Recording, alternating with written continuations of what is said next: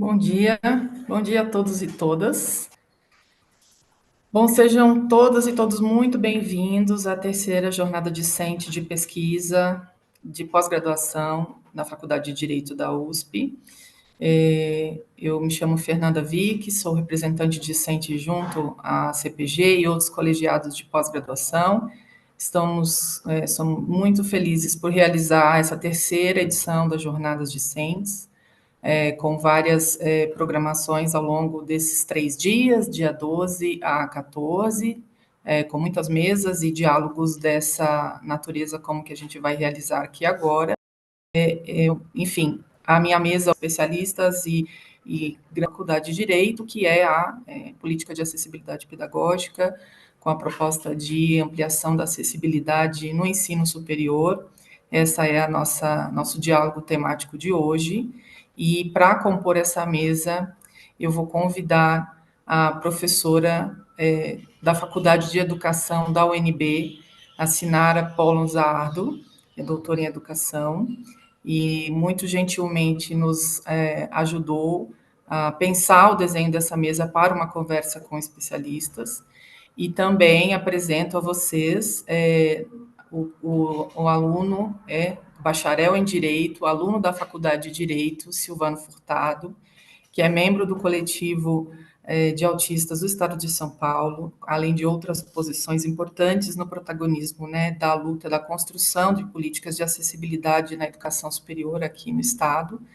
Essa é uma mesa que foi pensada em função das demandas de processos pedagógicos aqui na Faculdade de Direito da USP, a partir do processo de formação que a gente tem em docência, pensando a formação pedagógica dos nossos mestrandos e doutorandos, e pensando em transformar a cultura do ensino superior nessa instituição que, enfim, se tornou, neste momento, no estado de São Paulo, protagonista na formação, na formulação dessa norma que a gente traz aqui através da deliberação da Comissão de Graduação, número 1 de 2022, que permite que estabelece uma política de acessibilidade pensando as especificidades do processo pedagógico a partir da perspectiva dos alunos que integraram a Universidade de São Paulo, que ingressaram, né, nos cursos de graduação, no caso, no curso de graduação em Direito.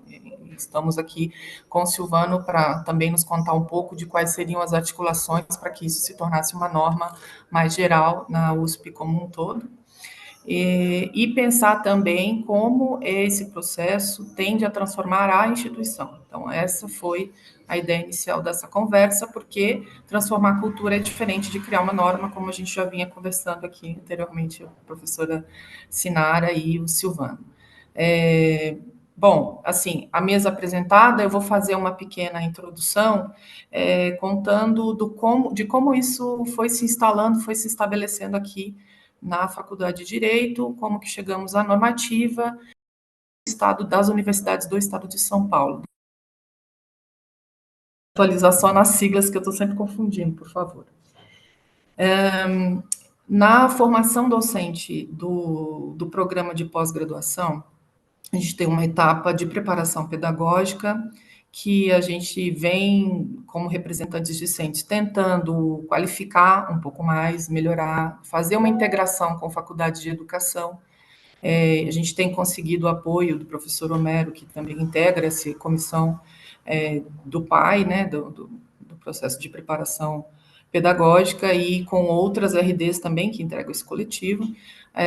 Não conseguimos ainda pensar uma ideia de, por exemplo, de formação disciplinar mesmo, de a gente poder, enfim, oferecer disciplinas de formação pedagógica junto com a Faculdade de Educação. Não sei se seria viável também a gente pensar com outras instituições que já tenham, talvez, a experiência da acessibilidade, como a UNB, mas é algo que a representação discente vai pensar em levar para frente agora.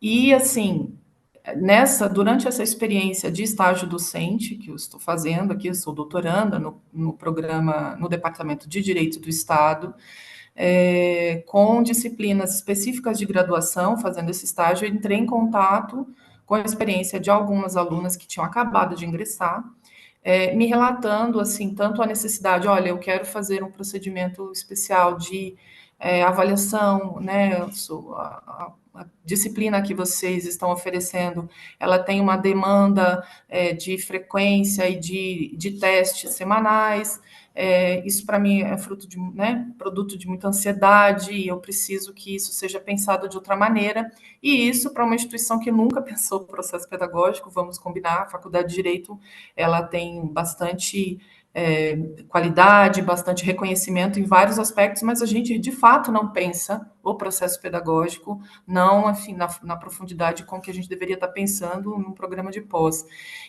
Foi um choque assim receber a demanda, já entendia dessa demanda, já conhecia ela no ensino fundamental, entendia seus conflitos, existe pelo que eu tomo consciência, tem bastante divergência, divergência não, mas ao menos uma disputa, né? Se a educação tem que ser separada, se a educação tem que ser integrada, como é que esse processo caminha paralelo com a formação de tantas diferentes formas de perceber a realidade, o processo de conhecimento por cada aluno, né? Que é um processo individual, apesar de estarmos todos juntos ali coletivamente.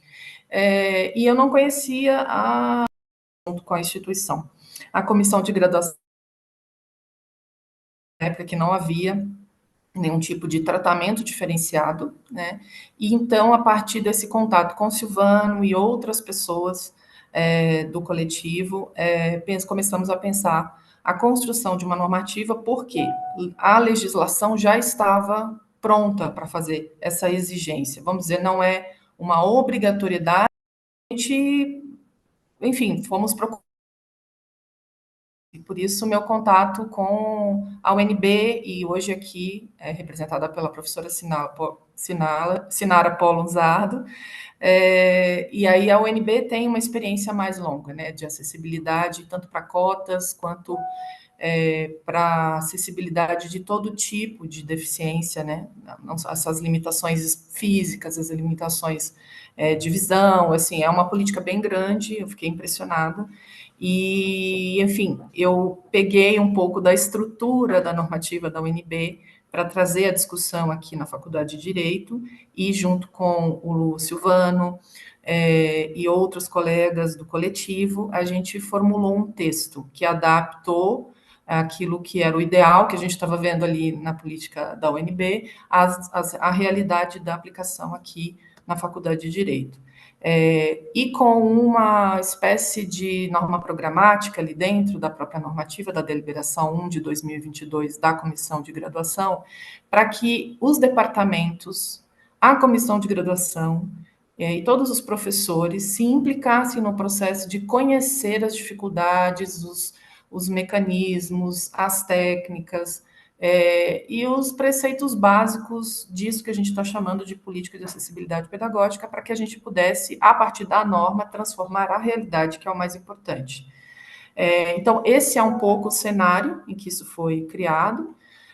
A norma ganhou vida no mundo, foi parar, né, em matérias de jornal, virou uma lei específica aqui no estado de São Paulo, ela foi também integrada pela discussão do próprio coletivo de outros alunos, né, autistas, neurodivergentes, e foi encampada na Lei 17.759 de 2023, com algumas alterações ao ensino fundamental. Então, a solução que a gente acabou oferecendo técnica a gente não tinha política a gente não tem aqui, não é tão simples, né? O Silvano vai falar um pouco sobre isso. Estabelecer esses colegiados de especialistas nas instituições para poder fazer essa avaliação aluno a aluno, como tem na UNB, a professora vai falar um pouco disso. Então, nós adotamos um modelo de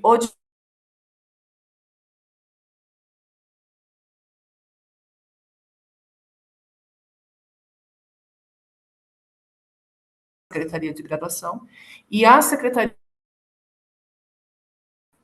de que naquele semestre existe um aluno matriculado que demandou um processo diferenciado de avaliação e de aprendizagem, e com as demandas que ele ofereceu e com as sugestões aí de formas de avaliação, enfim, como a gente precisa entender muito mais sobre isso, até me falta repertório para me referir a esses conteúdos, né? E essa é a experiência que a gente tem tido. Depois, passo agora a palavra para o Silvano, para ele contar um pouco do antes e depois dessa normativa, como de fato ela nos ajuda a avançar, ela nos ajuda a dar visibilidade à questão, mas ela não transforma sozinha a realidade. Então, ele vai nos contar um pouco desse processo na perspectiva dele. Essa é uma conversa, é um diálogo. A gente está sendo transmitido pelo YouTube. Esperamos também que se formulem suas perguntas aos nossos debatedores aqui. E, nesse sentido, eu passo a palavra ao Silvano. Agradeço a atenção de vocês. Silvano, você tem 20 a 25 minutos, né? Você pode usá-lo como você. Não, desculpa, 20 minutos para esse debate inicial. Alô? Vocês estão me ouvindo? Perfeito, sim. Isso, 20 minutos para o debate inicial, 20 minutos depois a professora Sinara. Pode passar um pouquinho, não tem problema, a gente tem 1 hora e meia para essa conversa.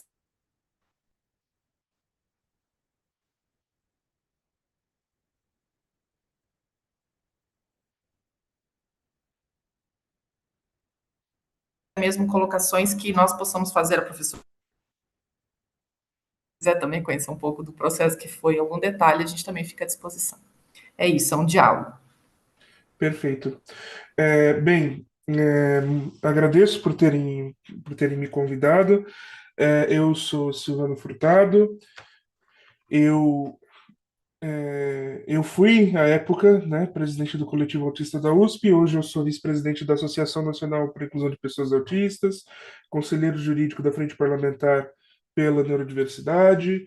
É, enfim, né, sem números aí de credenciais e outras questões envolvendo, né, é, a neurodiversidade, né, e, enfim, questões envolvendo pessoas autistas no geral. Eu fui graduando na Faculdade de Direito da USP, né, e no seu programa de dupla titulação com a Universidade de Lyon do ano de 2018 até fevereiro desse ano, né, que indica, né, uma graduação que perpassou por aí 6 anos. E esse processo, né, processo de formação de uma política interna à Universidade de São Paulo voltada para a pessoa autista, ela, na verdade, foi uma demanda surgida no apagar das luzes do, da pandemia, né, no apagar das luzes do home office, do ensino remoto. Acontece que ali no, né, final do ano de 2021, a RD da graduação abre, faz uma reunião aberta, né, sobre a universidade, querendo ouvir os alunos sobre questões que eles passam, né, que lhes causavam desconforto, né, e aí eu tomo a iniciativa e eu digo, olha, a faculdade ela me causa um estresse tremendo, e se ela não mudar a forma com que ela lida com seus alunos neurodivergentes, eu pego meu diploma e nunca mais piso nesse prédio, né? Dali fui convidado para fazer parte da representação discente no ano seguinte, né? E aí, no ano seguinte, né, também com a entrada da fundadora do Coletivo Autista da USP como aluna de graduação no curso, né, e essa provocação que ela fez na matéria, né, monitorada pela Fernanda, a gente foi tentando, né, dentro desse processo conjunto, construir uma forma de desenvolver aquilo, né, aquilo que se pede numa faculdade de direito, que é uma política que crie constância, que crie segurança, e que produza, né, uma certeza de que aquele direito vai ser cumprido. Foi um trabalho árduo, não foi fácil, né? A Fernanda teve uma influência muito grande, né, no processo. A gente, né, e eram conversas as conversas duraram um ano inteiro, né? Até desde o início desse processo, desde o início do processo de rascunho, até essa norma sair de fato, né? E depois dela sair, porque depois de ela sair, ela precisava entrar no processo de implementação, que ainda está ocorrendo, que ainda não está completo, então é um processo muito complexo e longo, né, que demorou e necessitou um diálogo constante, né? E até é engraçado, porque o objetivo, né, o grande objetivo dessa normativa era evitar o constrangimento de ter que se ir conversar professor a professor e depender da boa vontade deles, né, para a aplicação de um direito. Entretanto, para que isso fosse possibilitado, a gente teve que ir professor a professor, depender da boa vontade deles para que essa norma passasse, né, no órgão colegiado, né, que é a comissão de graduação, né, fosse aprovada e, portanto, começasse a valer, né? E, enfim, né, foi um trabalho difícil, um trabalho que eu também lego, né, ao colega da CG à época, né, que é o Alan, que também, da minha turma, que também já está formado, né, o pessoal do Cordial também, né, enfim, foi um processo longo, né, à época também o coordenador da área de inclusão e pertencimento da diretoria, que era o Flávio Roberto, né, professor do DTB, também ajudou a encampar esse processo, né, depois ele ajudou a produzir um formulário, né, que seria o formulário que requisitaria ali os dados, né, né, portanto, firmaria uma requisição de avaliação alternativa dos alunos. Enfim, né, é um processo, um projeto que demorou mais de um ano e que na verdade, ele, né, ele está em aplicação com uma série de entraves, né, e com algumas surpresas, umas mais gratas que outras. Algumas coisas que eu consegui perceber nesse meio do caminho é que nós tivemos a felicidade de promover uma política que buscava que buscava promover uma autonomia pedagógica, uma autonomia da pessoa com deficiência de forma muito forte. E isso é muito importante, né? A gente, né, trabalhando nesse ramo, a gente percebe que a pessoa com deficiência ela é tratada muitas vezes como uma tutelada, né? Uma tutelada pelos pais, uma tutelada depois pelos professores, psicólogos, psicopedagogos, enfim, né? Uma série de profissionais que falam por ela e não ela por si mesma, né? Então, uma norma que produzisse, né, uma autonomia, que fizesse com que essa pessoa pudesse manifestar as suas necessidades específicas, seria muito importante. Veja, o laudo, né, que é requisitado, ele é uma requisição protocolar devido à natureza de política pública. A gente está falando de uma política interna da Universidade de São Paulo, né, e, portanto, uma política pública. Então, exige, né, um certo estado de probatório que é inescapável, e o laudo é o que a gente tem por enquanto. Né? Embora a lógica laudar ela remeta ao modelo médico da deficiência, que já não é adotado no Brasil, né? Pelo menos pela Constituição. Nós adotamos o modelo social. Entretanto, acaba sendo inescapável essa lógica. Não é o laudo que justifica ou que indica qual tipo de avaliação deve ser feita daquele processo pedagógico, mas sim uma manifestação, né, uma manifestação do interessado nesse processo, que é o próprio aluno.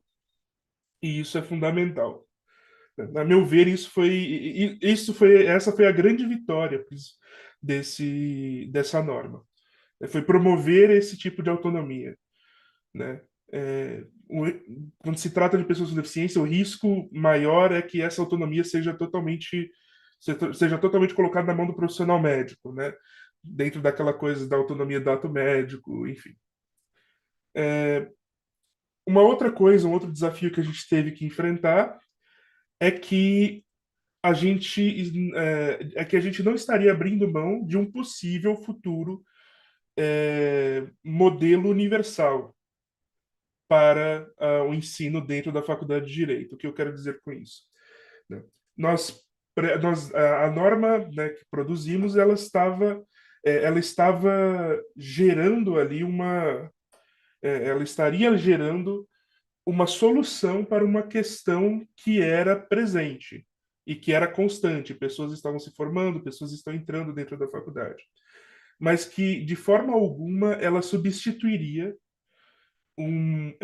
propostas de modelos universais, né? E isso é importante, inclusive, quando a gente está pensando, né, em política de educação especial na perspectiva de educação inclusiva, né? E pensar em modelos universais, pensar em modelos que, na verdade, abarquem as individualidades de forma muito mais aberta. Enfim, entretanto, né, a faculdade de Direito é muito menos avançada, tanto em temas pedagógicos quanto em temas do campo psicopedagógico, enfim, e do campo da moderna medicina, enfim. Né. A faculdade de Direito ela está um pouquinho atrás nesse processo. E por estar um pouquinho atrás, ela ainda requer certos cuidados. Um desses cuidados é quanto à enorme resistência, né, uma inércia bastante difícil de se lidar, em relação à aceitação de professores a mudarem seus métodos pedagógicos.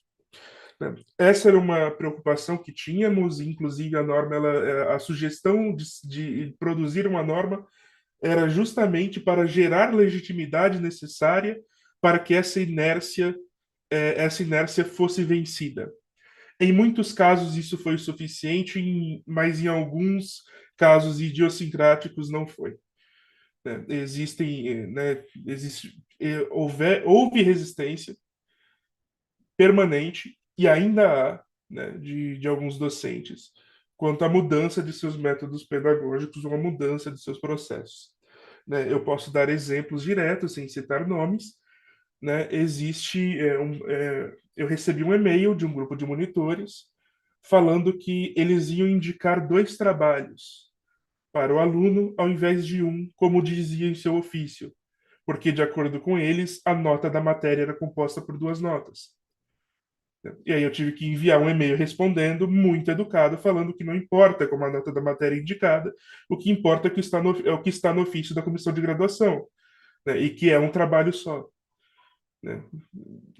Veja, de certa forma é um desconforto, né? É um desconforto gerado a partir de certas noções que, na verdade, são noções um pouco arcaicas do que seja liberdade de cátedra. Na faculdade de Direito, principalmente, existe uma noção muito particular, né? E eu diria muito heterodoxa do que é liberdade de cátedra. Mesmo que se faça parte de instituição, com normas, questões específicas, né, esse entrave é um entrave muito, muito patente.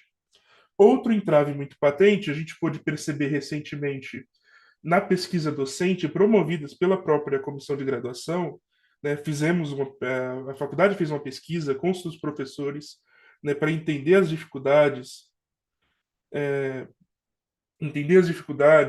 questões que os professores tinham, né, e mais de 50% dos professores indicaram dificuldades no entendimento ou na formação ou letramento envolvendo questões de diversidade, e isso inclui neurodiversidade. Né. Um número muito parecido de professores indicaram uma falta, né, de uma exigência ou de uma promoção de formações para o campo pedagógico, né, de formação para a docência. Não preciso nem dizer que boa parte desses professores que responderam sobre essa necessidade eram professoras, na verdade, né? O que, na verdade, né, demonstra aí uma transposição da divisão sexual do trabalho para o âmbito da universidade, né? Considerar a função pedagógica como um trabalho reprodutivo, como função de cuidado, né? Isso também é uma manifestação de uma misoginia generalizada na sociedade, mas, enfim, né? Isso é um outro campo de discussão. Né? Então, os professores eles observam essa necessidade, né? Eles mesmos manifestam a existência dessa falta. Né? Entretanto, ainda existe muita resistência, né? Justamente por não fazer parte de um desenho universal, né? Vejamos, né? A faculdade ela tem quase 200 anos.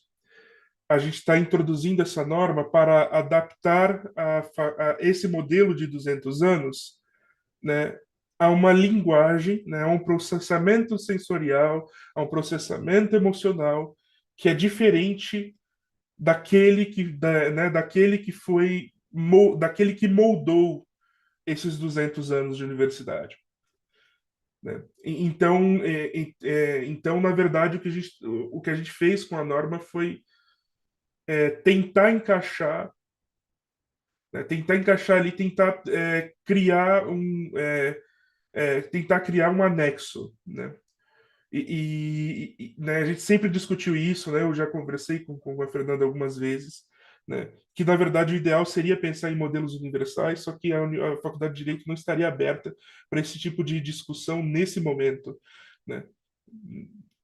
Pequenas adaptações já seriam difíceis.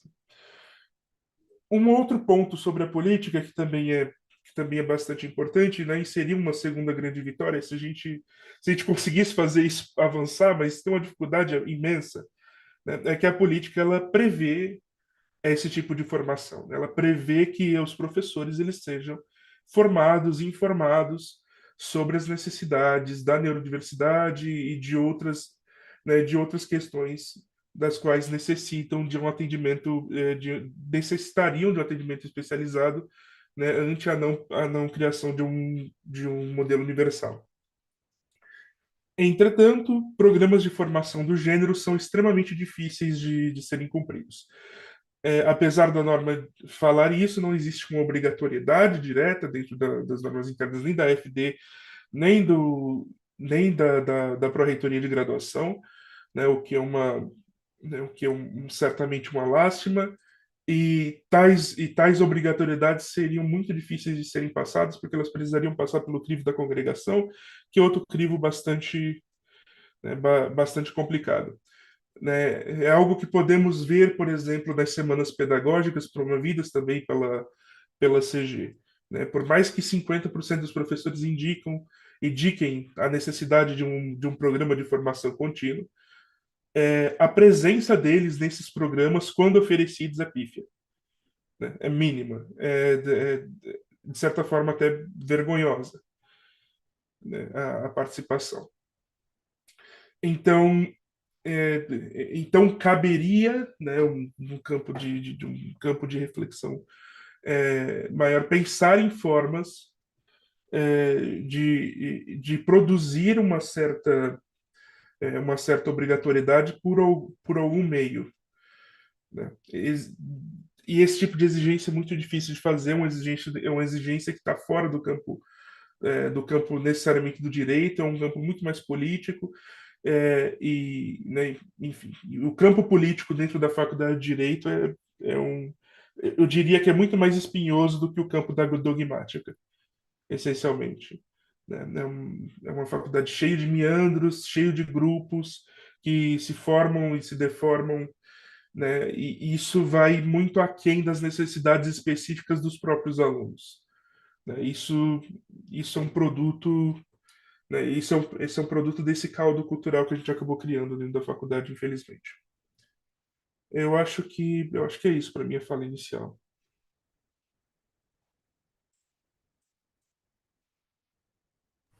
Obrigada, Silvano, pelo seu relato. Relato de experiência é muito importante, é a partir disso que a gente vai construindo, né? E eu quero, primeiro, desde já me desculpar, porque eu não fiz a leitura do seu currículo, não fiz também da professora Sinara, só indiquei genericamente a formação de vocês, mas o Silvano já me corrigiu em relação a ele, já fez as próprias especificações, obrigada. E aí eu acredito, enfim, eu acredito na ciência, e eu acredito na mediação que a ciência pode fazer nos nossos processos de transformação. Apesar de tudo que a gente vive hoje, de descrédito da ciência, eu acho que ele ainda é minoritário, eu acho que a ciência ainda legitima bastante na sociedade essa esse horizonte de transformação, ou pelo menos de reflexão por parte de grupos mais fechados, né? E a normativa pensada a partir do que está consolidado na legislação e do que vinha sendo a evolução institucional, né, do tratamento dos autistas, dos neurodivergentes, já na educação básica, eu acho que ela tenderia a fazer esse processo para nós. Eu acho que, por mais que ele tenha se tornado difícil ainda, ele é o nosso horizonte de possibilidades. Eu acredito bastante nisso. E eu imaginava que era com o diálogo com especialistas que a gente ia ampliar essa legitimidade. E por isso foi a aposta na construção da normativa com a responsabilidade da universidade promover formação. Então, da parte da RD, a gente vai tentar impulsionar e tensionar cada vez mais esse processo, buscando parceiros para a formação. Essas jornadas discentes, elas ampliaram bastante nosso projeto assim de atuação das RDs. A gente teve pela primeira vez a discussão na Faculdade de Direito sobre ética de pesquisa, ontem, num dia, uma mesa de abertura.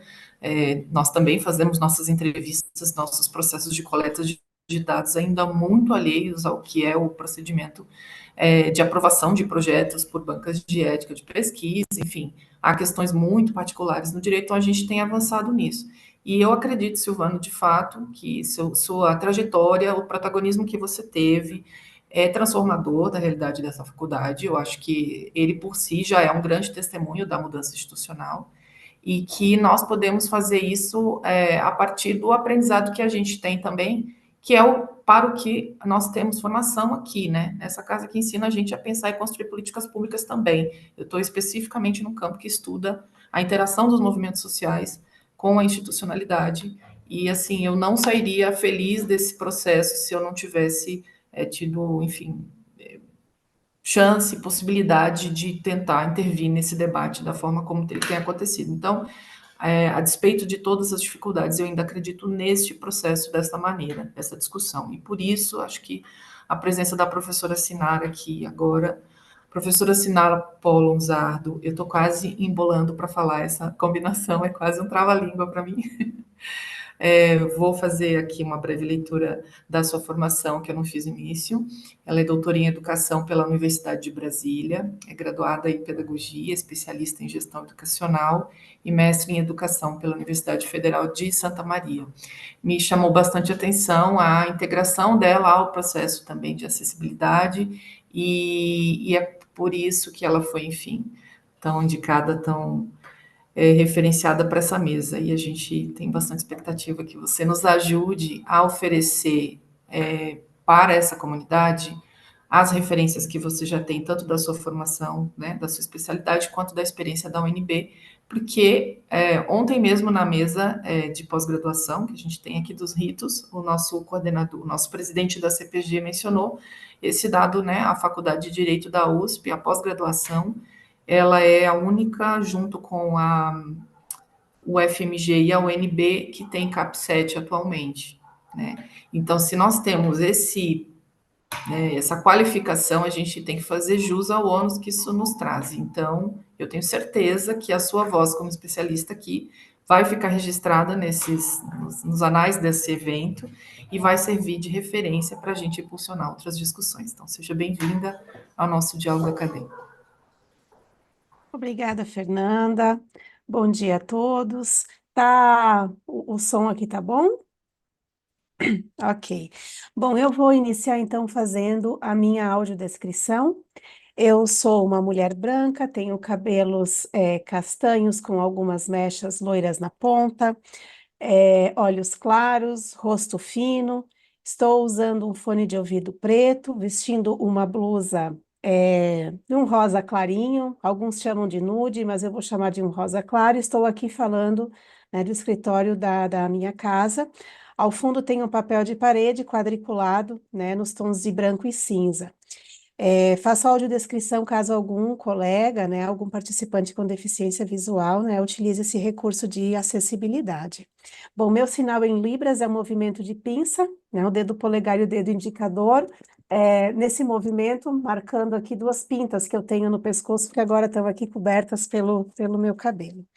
Mas eu gostaria de iniciar, então, agradecendo a oportunidade de diálogo, né, o convite à professora Fernanda, ao Silvano também, que fez aqui o seu relato de experiência. Vou falar um pouco sobre a experiência da Universidade de Brasília.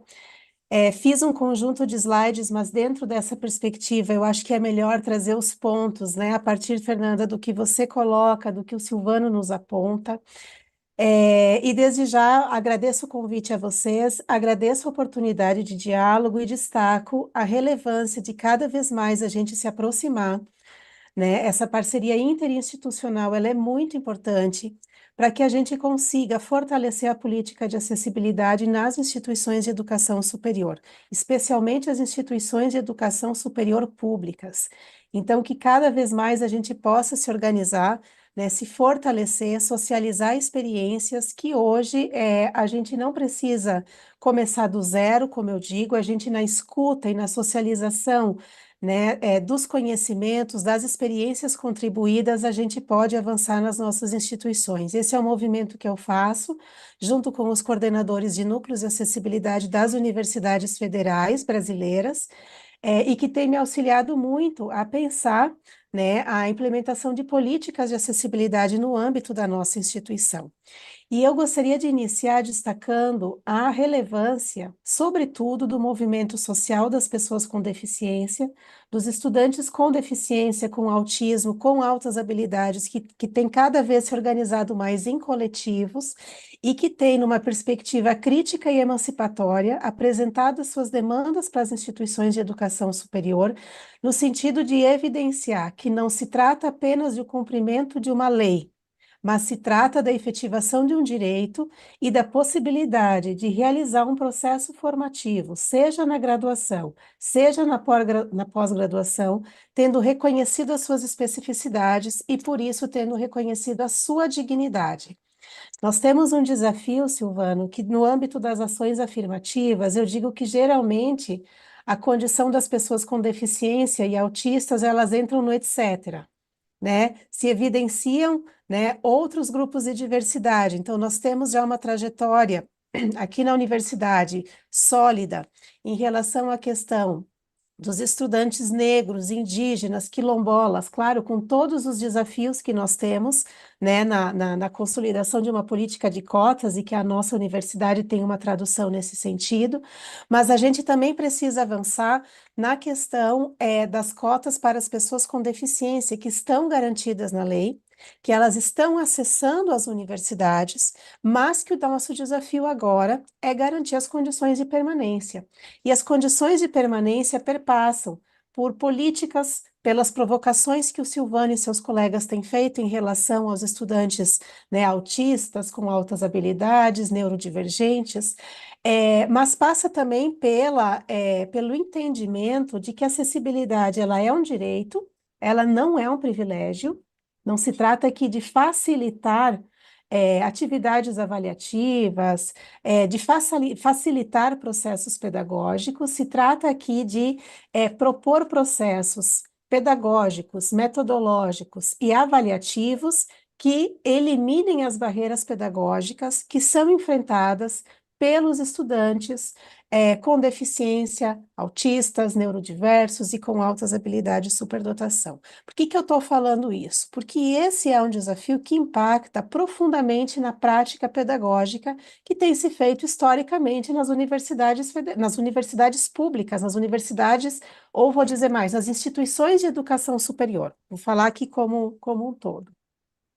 Que é um ensino catedrático, que é um ensino não questionado, e que a presença de pessoas com deficiência e autistas questiona, né, esse padrão de ensino que historicamente foi utilizado como referência nas universidades. Então, isso também representa o quê? Uma potência, uma oportunidade que nós temos de repensar as práticas pedagógicas, porque não é o índice de reprovação que vai definir se aquela é uma boa disciplina ou se aquele é um bom professor. É o índice de aprendizagem. E para garantir a aprendizagem de todos, diferentes métodos e estratégias deverão ser utilizadas. Então, não se trata do professor pensar um plano de ensino específico para cada aluno. Isso a gente hoje, no nosso contexto, com quase 700 estudantes, nós não temos como fazer essa orientação. Mas trata-se de uma abertura, e aí vem a acessibilidade atitudinal como um princípio da mudança de cultura, né, das instituições de educação superior, é o diálogo, é o reconhecimento por parte do professor da diferença, da especificidade de cada estudante e de que existem diferentes perfis e diferentes tempos de aprendizagem.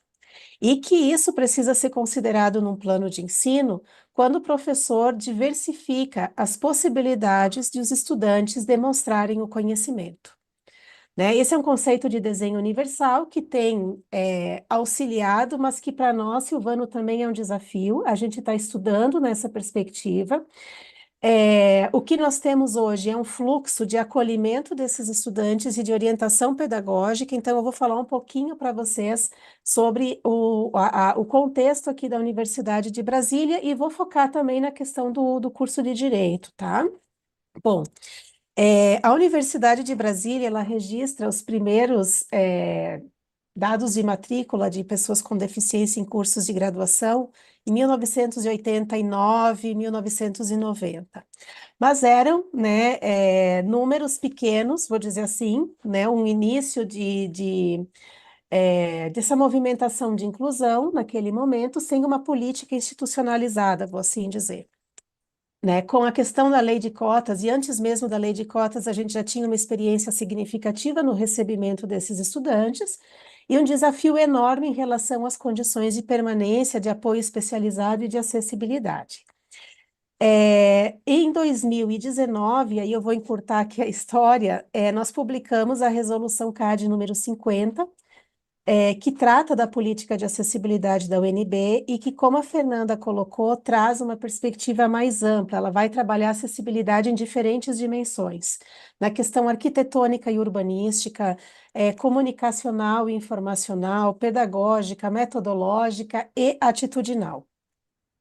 Essas dimensões de acessibilidade a gente trabalha de uma forma transversal às unidades acadêmicas e às unidades administrativas. Então, hoje a gente está num ponto que nós precisamos trabalhar de forma direta com o decanato de ensino de graduação, com o decanato de ensino de pós-graduação, buscando garantir que o que está previsto na política de acessibilidade aconteça, né, no âmbito da graduação e da pós-graduação, especialmente na questão do ensino e da aprendizagem, assim como no decanato de gestão de pessoas. Por quê? Porque nós estamos recebendo muitos técnicos e muitos docentes com deficiência e autistas. Então, nós precisamos também, né, acolher esses novos colegas, integrá-los, né, na perspectiva do trabalho, né, da questão da funcional aqui da universidade.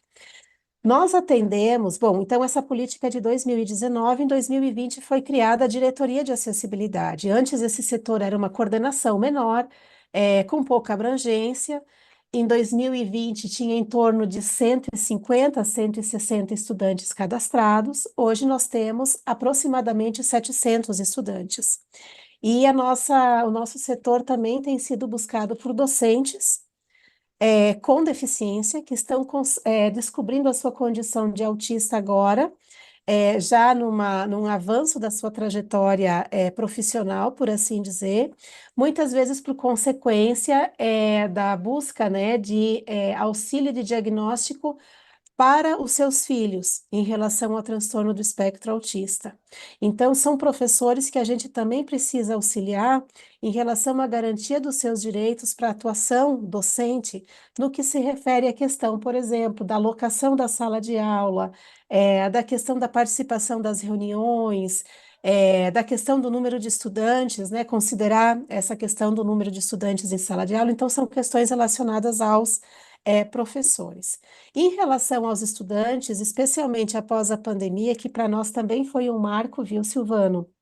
Nós tivemos uma busca maior, por assim dizer, aos serviços da diretoria na pandemia. Nós chegamos a elaborar um guia de acessibilidade para o ensino remoto, mas no retorno das atividades presenciais, a gente começa a receber uma demanda bem significativa de cadastro, de solicitação de cadastro de estudantes autistas também.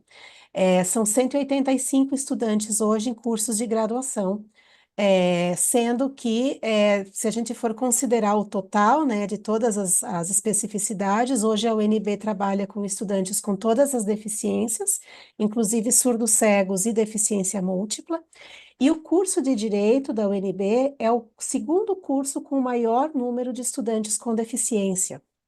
Então, nós temos uma atuação muito forte dos estudantes que se organizam enquanto coletivo, tem representação no DCE, tem o Centro Acadêmico do Direito, que também considera a acessibilidade como uma de suas pautas principais. E esses estudantes se organizam, eles não só sugerem, né, ou reivindicam seus direitos em relação à acessibilidade à unidade acadêmica, como também participam ativamente dos processos, né, de diálogo que a gente desenvolve em relação à política de acessibilidade como um todo. Então, a Faculdade de Direito ela tem essa atuação que nos auxilia muito, né, na garantia da participação da pessoa como deficiência, como sujeitos de direito dessa política, no encaminhamento, então, das políticas, seja a questão de tecnologia assistiva, seja a questão da tutoria, que é um programa que nós desenvolvemos, entre material, produção de material acessível, dentre outros, né? E acessibilidade arquitetônica e urbanística, que também a gente recebe muita demanda dos estudantes. Então, esse é o nosso panorama, né, de uma diretoria que atende esse quantitativo significativo de estudantes. Como é que o estudante chega na DACES? Não quer dizer que o ingresso na UNB garanta automaticamente o cadastro na diretoria. É o estudante que, ao avaliar a sua condição na universidade, ele vai solicitar o apoio da diretoria. Então, da mesma forma que vocês, esse estudante solicita um cadastro, nós utilizamos um sistema que é o SIGA. Ele solicita nesse sistema o cadastro na diretoria, nossa equipe técnica estabelece contato, solicita a documentação comprobatória da condição do estudante, que pode ser um laudo ou, no caso de altas habilidades, algum documento, é, por exemplo, que ele teve algum apoio especializado aqui no sistema de ensino do Distrito Federal, a gente recebe essa documentação e faz uma entrevista de acolhimento. E aí, na perspectiva do que o Silvano coloca, não se trata, o laudo ele não nos orienta, o laudo ele é um documento é, burocrático, que nós precisamos, inclusive, prestar contas ao Ministério da Educação do recurso que a gente utiliza, do programa Incluir, e que a gente arquiva essa documentação. O que para nós é importante é o diálogo com o estudante. É entender como ele vivencia a condição dele de autista na universidade, que barreiras que ele enfrenta, se ele tem uma rede de apoio, ou seja, ele tem atendimento psicológico, ele toma alguma medicação, enfim, como que é a trajetória de vida dele, quais as barreiras que ele enfrenta no contexto da educação superior. E nós elaboramos, após esse acolhimento, um documento de orientação para a promoção da acessibilidade. Nós não focalizamos em questões médico-clínicas, nós focalizamos em questões de sala de aula. Então, que o professor, por exemplo, são orientações que a gente dá. Utilize uma linguagem clara e objetiva em sala de aula. A questão de não expor a condição do estudante diante dos outros alunos. A questão das atividades avaliativas, do tempo ampliado como um direito, o espaço reservado, se for necessário, se para o estudante uma avaliação única da disciplina é algo que gera ansiedade para ele, que possa ser avaliado de diferentes formas e que essa avaliação seja ao longo do semestre, a questão da tutoria, casos específicos que os estudantes têm um nível de suporte maior, a nossa equipe senta com o professor e dialoga sobre essas estratégias.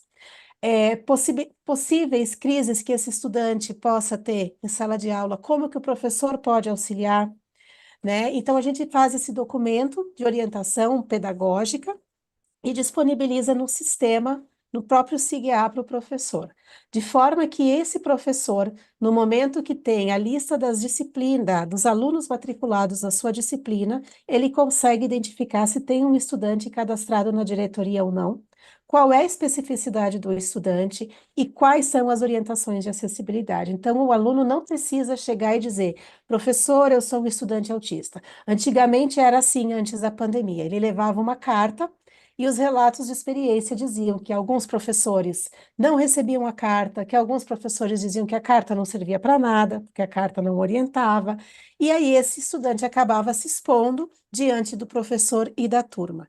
Então, a gente orienta assim que o professor, que o estudante se apresente, o tutor do estudante se apresente, mas o professor, de forma antecipada, já tem essa informação no sistema, de forma que as orientações de acessibilidade que a gente disponibiliza possam ser utilizadas no planejamento da sua disciplina.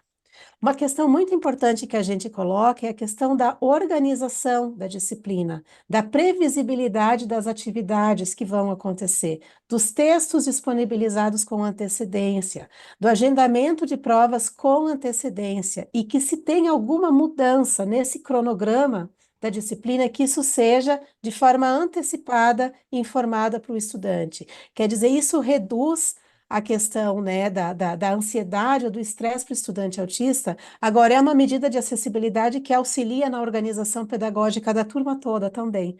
Quando a gente já tem de forma antecipada um texto, quando a gente já tem esse conteúdo adiantado e pode se preparar, né, com qualidade para essa aula. Então, esse documento orienta, né, o professor, e nós temos também ações de apoio especializado na diretoria. Nós temos um programa de tutoria, que é o nosso carro-chefe, vou dizer assim, em relação ao apoio acadêmico. Estudantes de graduação e estudantes de pós-graduação podem solicitar à diretoria o apoio de um tutor. Temos um edital que faz essa seleção. No caso dos estudantes de graduação, é possível a remuneração desses tutores com bolsa mensal pelo programa Incluir.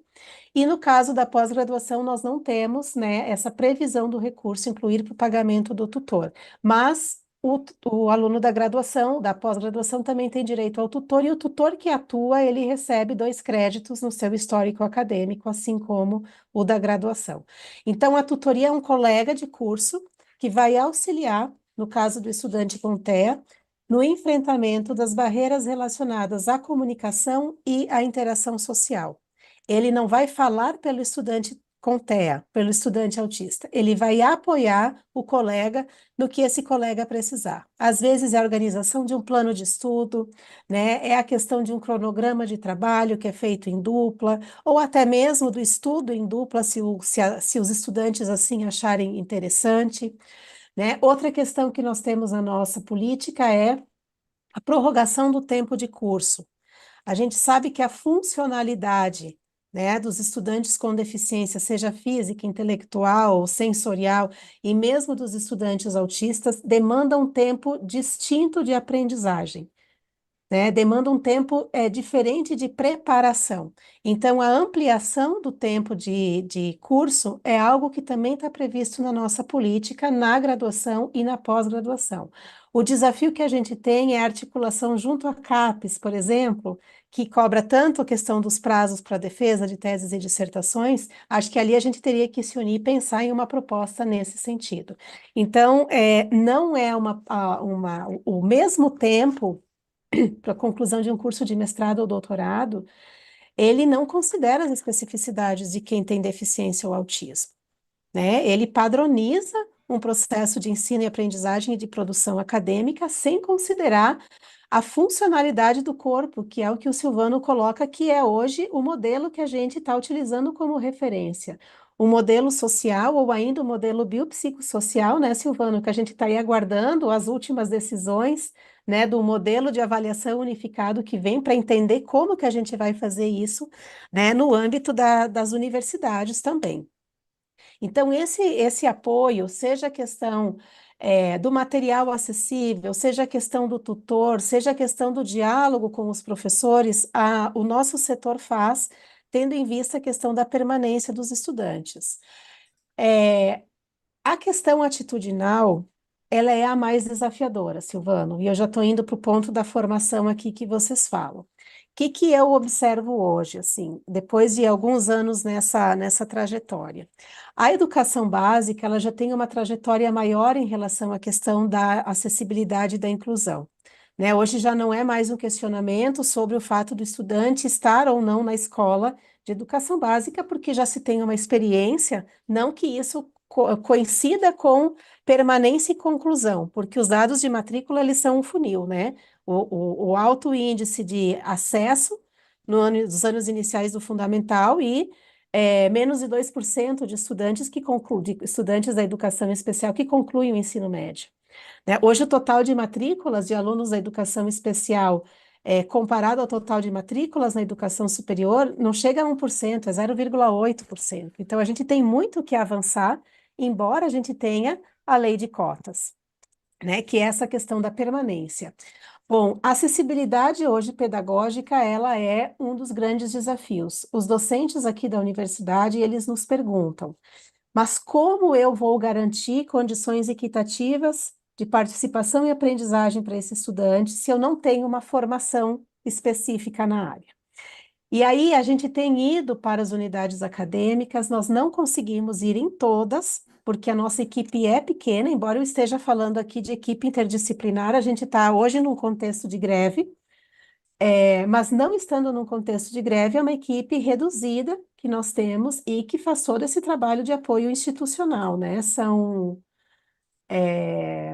12 servidoras efetivas no quadro. Daí a gente tem estagiários, bolsistas e etc., que nos auxiliam. Contrato temporário de intérprete de Libras. Mas essa questão, então, da pedagógica e atitudinal é o nosso maior desafio.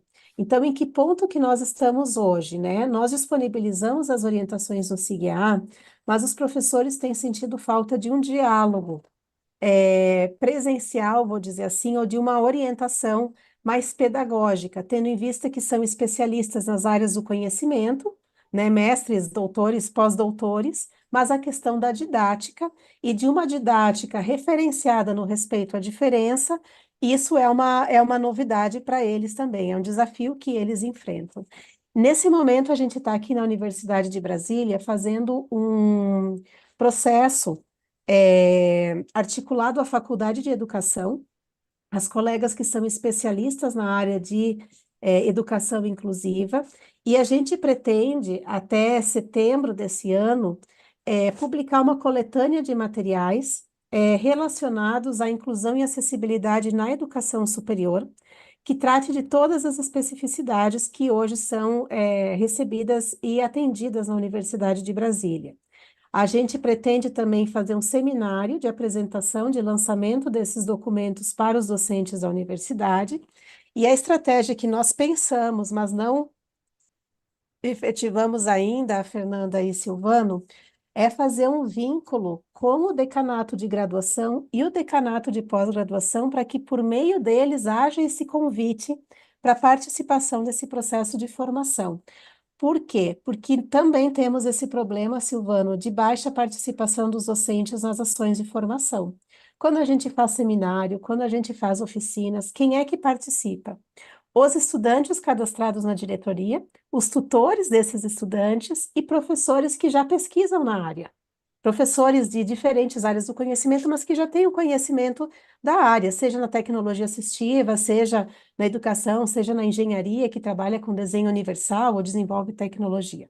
Então, agora, nossa intenção é, a partir da produção desse material, a gente conseguir chamar os professores para esse diálogo, para esses momentos de formação e esclarecimentos de dúvida.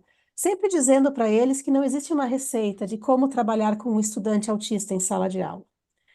O documento, o nosso, ele orienta em relação a questões de acessibilidade, mas ele não substitui o diálogo direto e respeitoso com o estudante, que é o professor se colocar à disposição e dizer: olha, meu plano de ensino está organizado dessa forma, mas eu quero te ouvir para saber como é que eu posso contribuir para o seu processo de aprendizagem nesse curso de graduação ou nesse curso de pós-graduação. Então, essa abertura, essa parceria que se constitui com o estudante, isso gera uma relação de confiança no processo pedagógico. E o estudante, ele se sente à vontade para dizer: professor, se a gente tentar dessa forma, eu acho que eu consigo responder melhor. Então, não vai existir uma formação pedagógica que dê conta de todas as especificidades das pessoas. mas existem diretrizes, caminhos, né, que vão facilitar essa relação professor e aluno e que vão auxiliar nesse processo pedagógico. A gente tem desafios, por exemplo, em relação ao professor não entender a importância do abafador em sala de aula, que acha que o aluno está, talvez, ouvindo música durante a aula. Ou a questão do uso de um recurso de tecnologia assistiva, como um tablet ou como um computador, por exemplo. Então, todas essas orientações a gente precisa fazer para o professor. O estudante utiliza abafador, o estudante precisa, ele tem um objeto de apoio que ele precisa desse objeto, né, durante a aula para ele se sentir seguro. O estudante tem tais características, então isso a gente conversa com o professor. Né? A gente não disponibiliza num documento, mas a gente dialoga com o professor e o próprio estudante pode falar das suas características, né?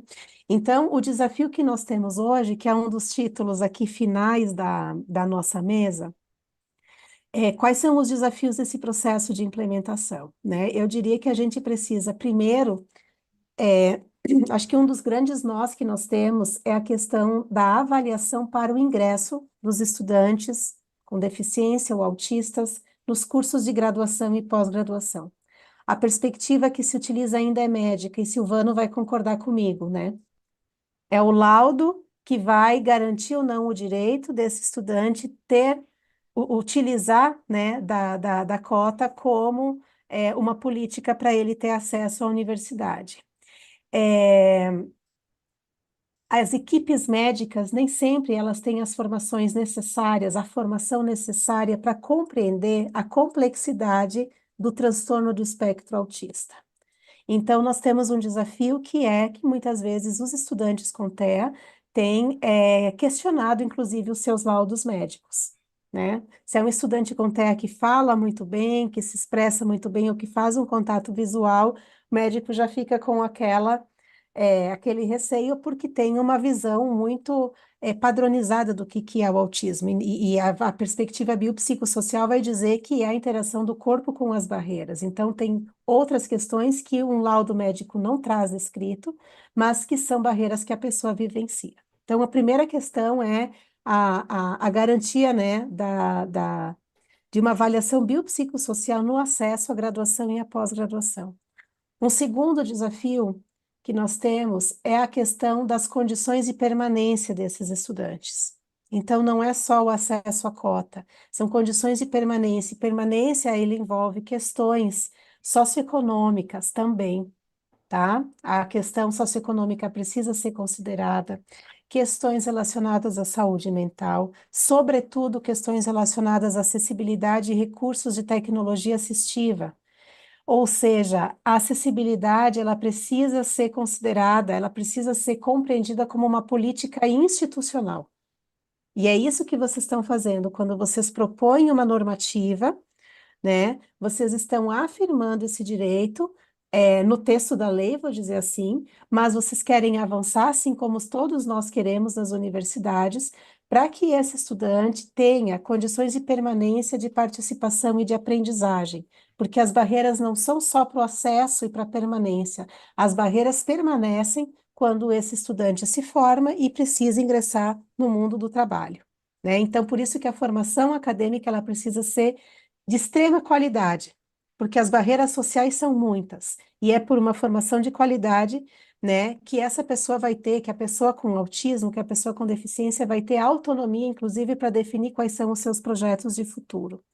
Então, eu finalizo dizendo que a gente precisa focalizar agora nessa questão do direito a aprender no contexto universitário, né, que é desmistificar as questões que muitas vezes os professores colocam, que a presença de um aluno com deficiência vai baixar o rendimento acadêmico da turma. Isso não procede. Nós já temos dados aqui na Universidade de Brasília, que a gente fez um levantamento e que a gente consegue comprovar que o IRA, que é o Índice de Rendimento Acadêmico de estudantes que são estudantes público da educação especial e que têm apoio especializado, é superior aos estudantes que não têm deficiência. E esse é um dado que muito nos alegra e que nos demonstra, né, a importância, então, da gente continuar nesse processo de avanço.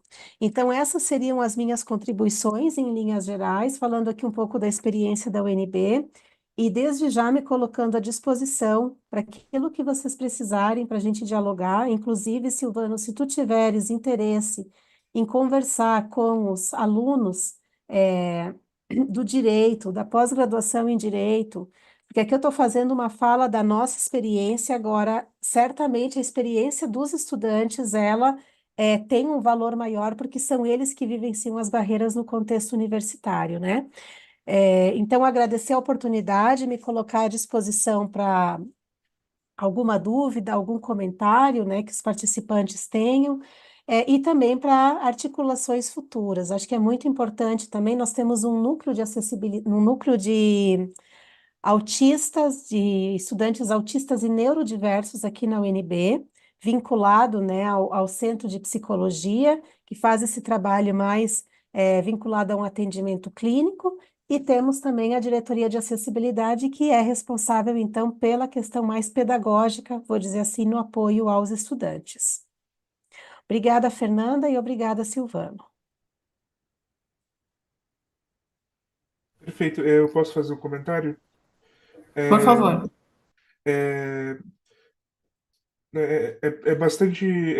Eu fico bastante contente, né, porque a gente sempre acaba tratando de um elemento dentro daquele elemento que a gente lida, né, que é o elemento da pessoa com deficiência, né, a partir da identificação de barreiras, né, principalmente no caso de pessoas neurodivergentes, as barreiras atitudinais, como a professora comentou, sempre são as mais difíceis de se lidar. Mas também citar o fato de que essa classificação, pessoa com deficiência, é uma classificação que acaba sendo meramente legal, né? Ela não é uma classificação de um campo, né, de um campo científico, e acaba excluindo diversas outras formas de configuração, né, corporal, psicossocial, quaisquer que sejam, né, como, por exemplo, que a professora citou, o caso de altas habilidades de superdotação, né. Novamente, né, muitas vezes neurodivergências não vêm sozinhas, temos casos variados de dupla ou tripla excepcionalidade.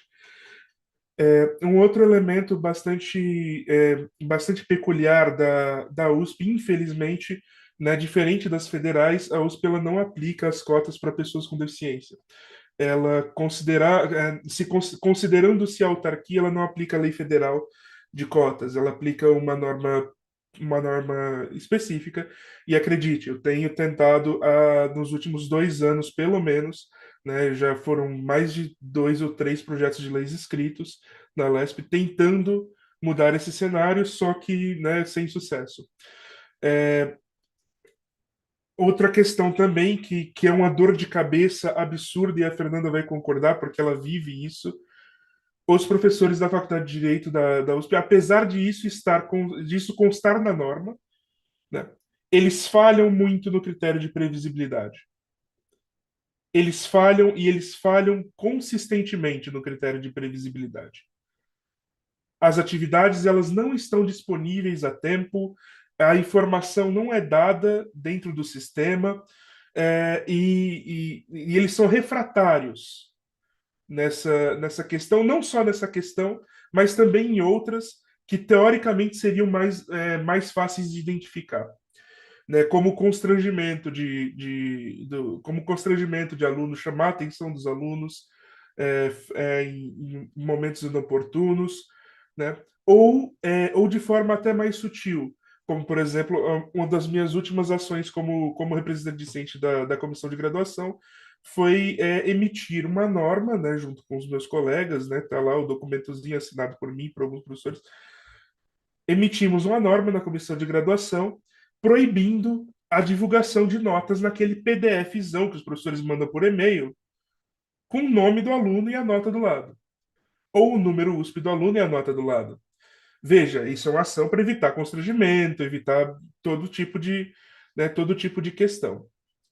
Muitas vezes, os professores, ainda enviando isso, não entendem que isso também é uma violência contra pessoas que fazem atividades alternativas e que, por qualquer motivo que seja, não querem que os colegas fiquem sabendo que ele faz parte de um programa ou que ele está fazendo uma avaliação alternativa. né? E que sua nota está em branco na lista que foi enviada para todos os seus colegas, né? Isso é um caso, assim, são vários casos que eu já tive que acompanhar nesse sentido, né? Além da falta de consistência dos programas de aula, das atividades ou coisas assim, existe uma falta de consistência do método do tipo do método usado para a divulgação desses programas. Então, apesar de termos um sistema e o sistema ser indicado para ser usado, né, o sistema que é o Moodle, vários professores entregam papel impresso, outros dão link do Drive, né, né, um número não ignorável não entrega nada, né? Fala em alguma das aulas o que vai ser feito e deixa por isso, né? Isso é uma dificuldade absurda na faculdade de Direito, né? E eu creio que a maior barreira para transpor essa dificuldade atitudinal na faculdade de Direito é o fato de ser a faculdade de Direito da USP. Né? Porque ser o professor da faculdade de Direito da USP, para muitos, dar-se uma aura de intocável, né? De irreparável, de que se alcançou o auge. E é muito difícil você transpor essa barreira, você chegar nessa pessoa e dizer você precisa entregar o seu plano de aulas a tempo, né? Porque muitas vezes a aula não é o campo de prioridade de muitos professores, né? Não estou só falando de professores que não estejam em dedicação exclusiva, muitas vezes até os que estão, né? Então né, são dificuldades que vão se empilhando, né? Eu lembro do censo de 2019 e indicava que dentro do universo das universidades, a USP ela tinha cerca de 10 vezes menos alunos com deficiência do que as universidades federais. Era um número menor ainda que o da Unicamp e da Unesp, que também era um número muito menor que o das federais, né? Então, as barreiras elas se transpõem, as barreiras elas parecem que, né, são barreiras a acesso, são barreiras à permanência, né? E como a professora mesmo disse, barreiras que vão se espalhando fora da universidade, né? Isso justamente foi o motivo pelo qual né, eu junto com o Guilherme, que era presidente do coletivo autista da Unicamp, né? E a gente se juntou e a gente decidiu montar uma associação porque, né, na nossa perspectiva, estávamos nos formando, a universidade tem uma data de validade e a vida não para, né? Somos autistas para o resto da vida. Diferente do que muitos acreditam, o autista, quando vira adulto, ele não some, né? Política pública para criança autista existe e existe de certa forma em excesso e muitas vezes com pouquíssima qualidade, né? Pensar o adulto autista é uma outra situação, né? Um outro campo, e é um campo que deve levar em conta um aspecto de cidadania e de autonomia que, embora também exista lá, existe de forma muito mais presente aqui.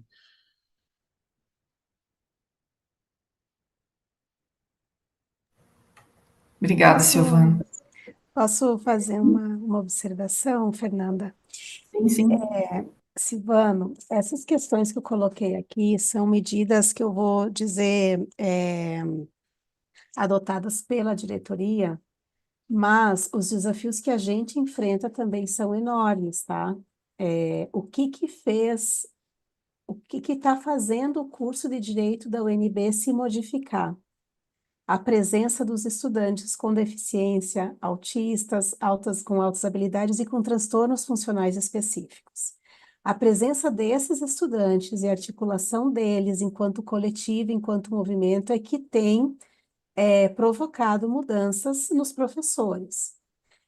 A gente tinha, inclusive, no início de 2020, não, no início não, no final de 2020, quando eu assumi a função de diretora da DACES, a gente teve um desafio significativo, assim, em relação ao diálogo com alguns professores. hoje a gente não enfrenta mais esses desafios. Hoje o desafio está em como, né, que eles querem saber como que eles podem contribuir para os estudantes. Não questionam mais a presença do aluno, com a divulgação antecipada, né, da presença do estudante na turma. Isso também diminuiu muito aquele diálogo. Ah, mas eu não sabia que eu tinha um estudante autista, porque o autismo não é uma condição visível, vou dizer assim, né, em alguns casos. Eu não sabia que eu tinha esse estudante na minha sala de aula. Vocês vêm me dizer agora, então quer dizer, registrar num sistema para nós nos favoreceu muito nesse sentido, que agora o foco está nas questões pedagógicas e metodológicas. Embora alguns professores dizem, ah, mas eu não sabia. Bom, mas tem que acessar o sistema institucional, que é onde está a matrícula do aluno efetivada, a turma que você vai ministrar, que é onde você registra a frequência e o plano de aula, e aí você vai visualizar a presença ou não de um estudante autista na sua turma, né? Então, com essa questão do sistema, a gente resolveu essa fala do eu não sabia.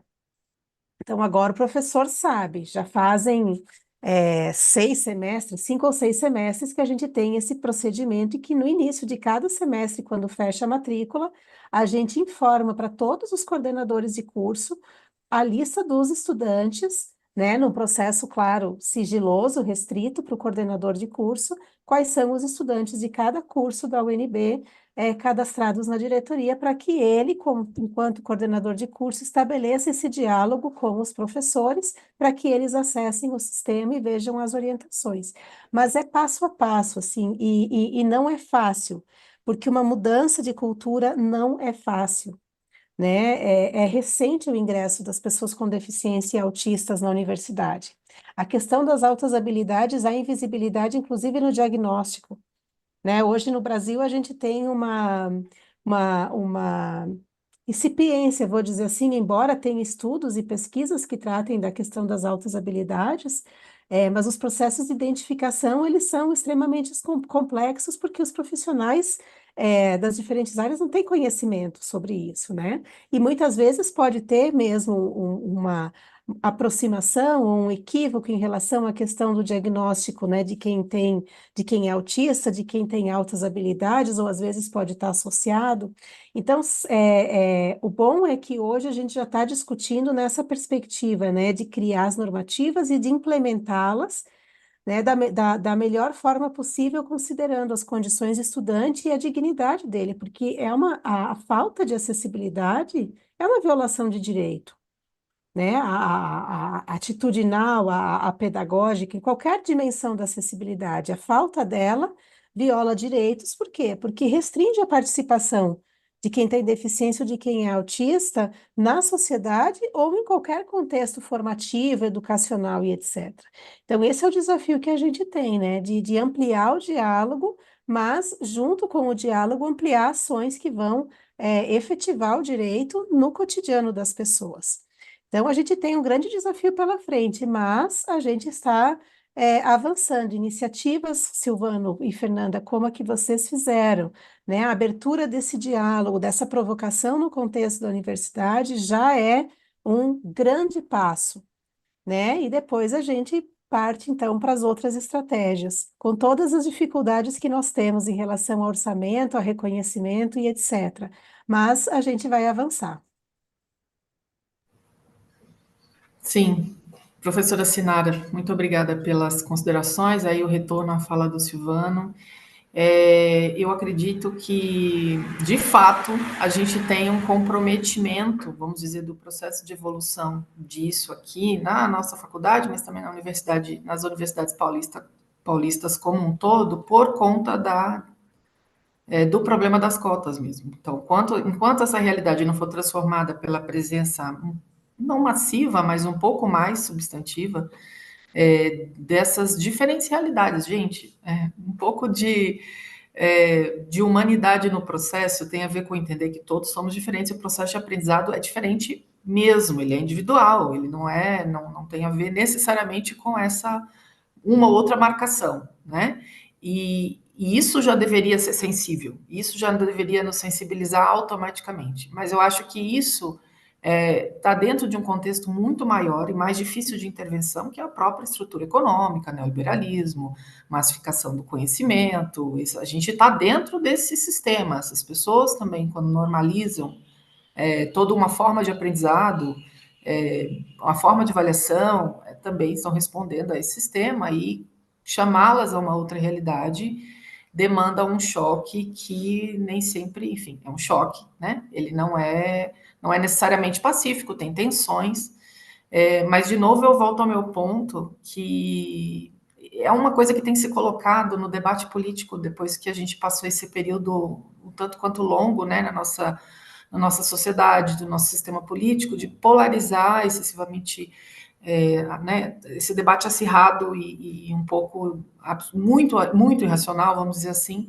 em que a gente está se colocando muitas vezes de lados opostos e, de uma certa maneira, fruto da violência que a maioria de nós, talvez, né, que tem uma abertura ao outro, fruto dessa violência que a gente sofre, você também estigmatizado num lugar de um outro, né, indescritível, a gente também tem respondido a esse outro da mesma maneira, né? Então, as ideologias políticas às vezes nos têm feito desumanizar os lados da política para insistir no diálogo, né? Porque quando a gente desumaniza a capacidade de compreensão de certos grupos para alguma coisa, a gente encerra a possibilidade de diálogo com eles. E claro que existe um absurdo, né, num ponto da sociedade que com os quais a gente não vai dialogar, isso em relação a fascismos, isso em relação a várias coisas, então, mas existe um povo do meio, e que eles costumam caminhar na onda, né, do que está colocado como naturalizado, como, é, enfim, como dado, né, e é com esse povo que a gente dialoga, e acho que apostar no diálogo, Silvano, apesar de toda a dor do processo, e isso para todo mundo que enfrenta, né, essas realidades difíceis de inclusão, é sempre o equilíbrio que a gente, muitas vezes, com os quais a gente se indigna de ter que estabelecer, porque a gente espera que, ao menos da universidade, a gente tenha esse tipo de acolhimento, mas apostar no diálogo ainda é nosso único caminho, né? A indignação ela tem que vir nas nossas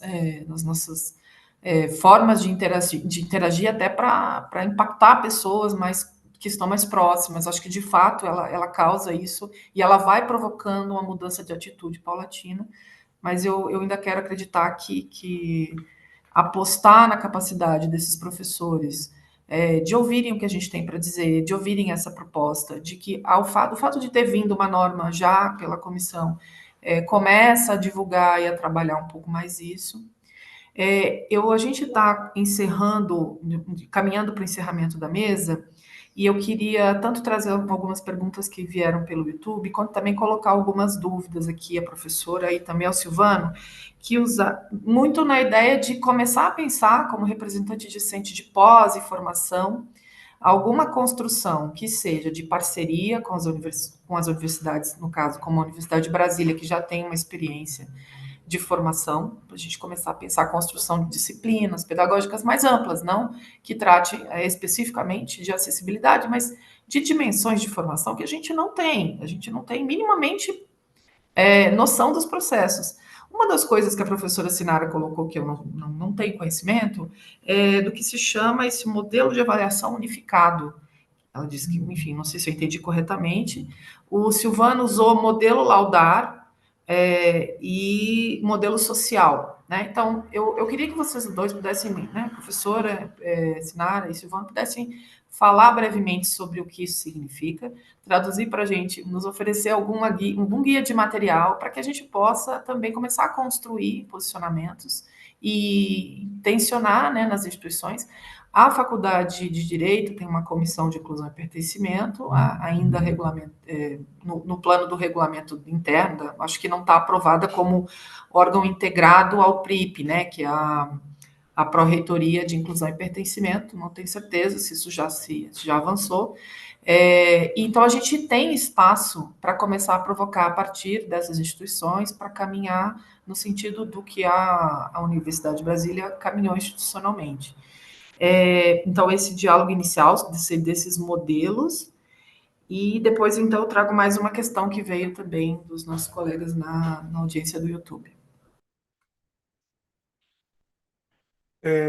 Assim, eu não vou conseguir resumir no tempo. Eu vou tentar resumir da forma mais próxima possível. O que eu chamo de modelo Laudar, né? Na verdade, que eu tô remetendo a uma outra coisa que a gente fala, que a gente chama de modelo médico da deficiência. O modelo médico da deficiência como o nome diz, ele trabalha dentro de uma lógica médica, que é uma lógica diagnóstica, dentro do binômio normal e patológico, né? O que que o médico ele lida? O médico lida com doença. O que que você faz com doença? Você vai lá e retira. Você remove, né? Como se fosse algo, né? Algo ruim, algo a ser combatido, né? Essa é a lógica que é uma lógica positivista, né? E que pode levar, enfim, e que trabalhando do campo da deficiência, ela pode levar à eugenia, né? Ela necessariamente leva à eugenia e muitas vezes até o genocídio, né? Porque, né, tratando uma parte das ciências como genéticas, então, portanto, qual é a solução? Né? No caso, muitas vezes a solução acaba sendo uma solução final, né?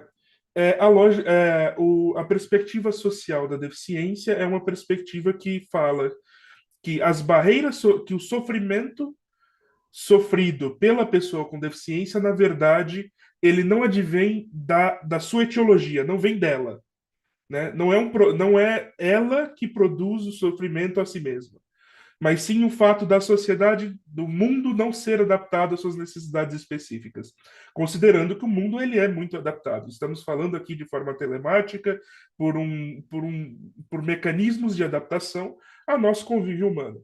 As adaptações no nosso mundo elas são feitas para um certo tipo de arquétipo humano, não são feitas para outros, né? E isso pode ser observado de várias maneiras. Por exemplo, um exemplo bastante comum é a necessidade vista por muitas pessoas de se olhar nos olhos. É uma necessidade essencialmente social. É uma necessidade cultural e que não é inerentemente algo ruim alguém não olhar nos olhos de alguém. Existem significados culturais, né, aí já é uma análise semiológica, histórica, cultural, mas não existe nada de intrinsecamente maléfico em não olhar nos olhos de alguém. Portanto, tratar o não olhar nos olhos de alguém como doença é uma escolha, né? E é uma escolha política. Muitas coisas que a gente trata como doença são escolhas, né? São escolhas que a gente faz. A gente normaliza algo a partir da patologização daquilo que não é esse algo, né? É uma identificação meio, né, você, Fernando, você está no 10, um processo bem parecido com o que o Carl Schmitt chama do politische Find, né? Ou do inimigo político, né? A ideia de se estabelecer a sua identidade pela remoção do outro. Isso se faz, né, nesse campo da normalização, identificação normal patológico, que só funciona no campo médico, porque o campo médico ele tem que funcionar assim, porque ele é uma ciência dura, né? Ou uma técnica que advém de uma ciência dura, né? Então essa é a diferença. O Brasil ele adota constitucionalmente o modelo social. Então no Brasil, legalmente, não há de se adotar o modelo médico em hipótese alguma, né? O modelo social ele é considerado dentro da nossa Constituição por dois documentos, né? A Carta de Salamanca e o Tratado de Nova York, que foram abarcados pela nossa Constituição por meio do rito especial, que é aquele rito de tratados de direito internacional sobre direitos humanos que passarem pelo rito de emenda constitucional têm força de emenda constitucional, né? Eles são dois dos documentos que passaram por esse rito, né? Então essa é a diferença, modelo médico e modelo social. Professora. Excelente, Silvana. Só vou colocar uma pequena questão do modelo unificado. Ele está previsto na Lei de Diretrizes e Bases.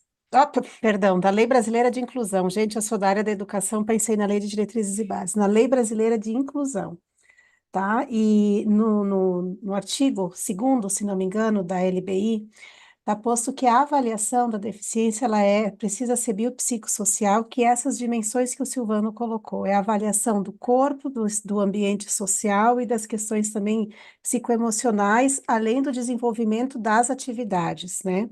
Então, na Universidade de Brasília, nós tivemos dois colegas que trabalharam no desenvolvimento desse instrumento, tiveram no âmbito do Conselho Nacional dos Direitos das Pessoas com Deficiência várias reuniões e vários momentos de debate no Brasil como um todo sobre esse instrumento, inclusive com a questão, né, do movimento social muito ativo nessa questão. E essa avaliação biopsicossocial é que ela vai possibilitar, né, a avaliação da deficiência por uma equipe multidisciplinar e multiprofissional e interdisciplinar, que vai então buscar, né, avaliar a condição da deficiência nessa complexidade para além da questão, né, médico-clínica, né, conforme o Silvano colocou. E a intenção é, então, que essa avaliação, ela possibilite a pessoa com deficiência ter acesso a todos os direitos sociais.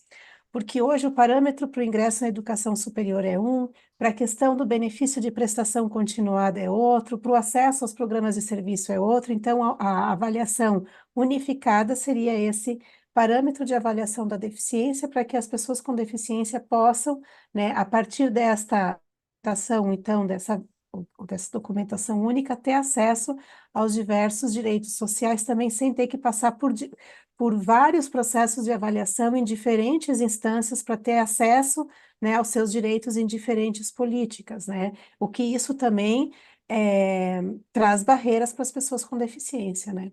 É violento. Apresenta barreiras. Oi?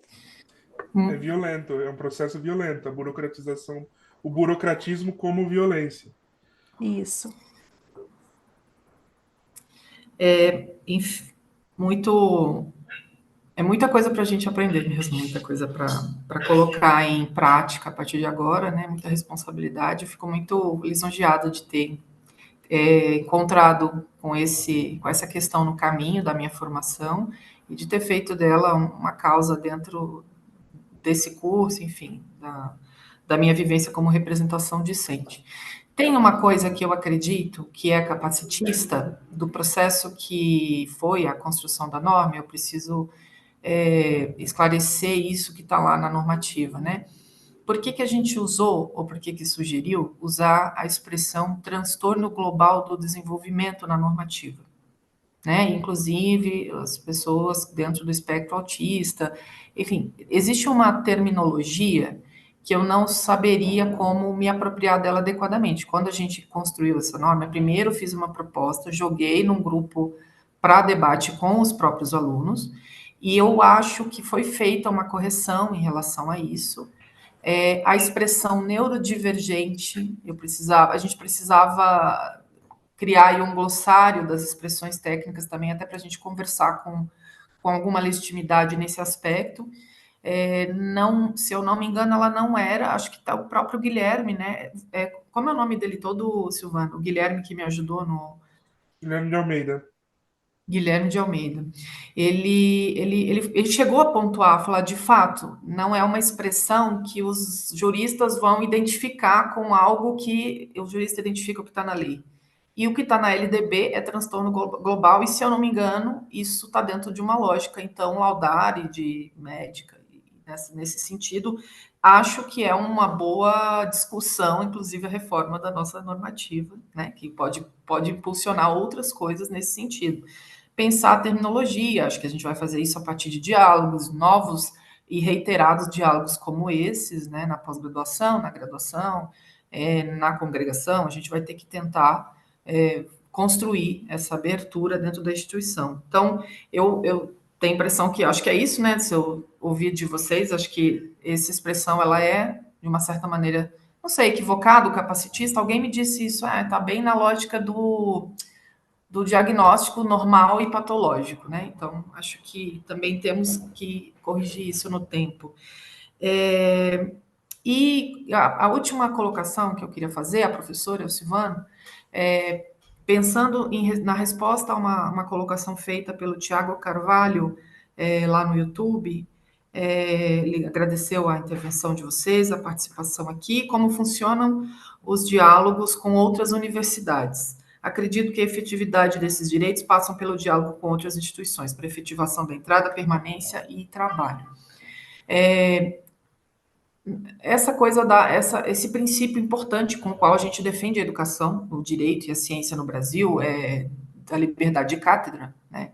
Ele está, por exemplo, numa base, nos fundamentos da defesa das várias ações do Supremo Tribunal Federal para que a doutrinação não seja considerada né, aquela conversa do escola sem partido, de querer dizer que existe uma coisa que é neutra e uma coisa que é doutrinária, e que por isso seria uma ilicitude do exercício da profissão, tentando criminalizar professores. Com base na liberdade de cátedra, a gente defendeu isso há 2 ou 3 anos atrás no Supremo. Então, a liberdade de cátedra nos dá apoio para muita coisa no sentido de progresso e de conquistas civilizatórias, né? Ao mesmo tempo, ela nos traz essa dificuldade de compreensão que o Silvano já colocou no início, que é ser interpretada como uma total independência do ensino do docente. Como isso não é uma formação obrigatória, né, eu fico me perguntando desde já, acho que fica como conclusão dessa conversa, como a gente faz para avançar esse diálogo de formação na pós-graduação, né? Então, pergunta aqui da terminologia, da formação e quais seriam as possibilidades da gente estabelecer e travar um diálogo mais permanente com as universidades que têm essa experiência positiva.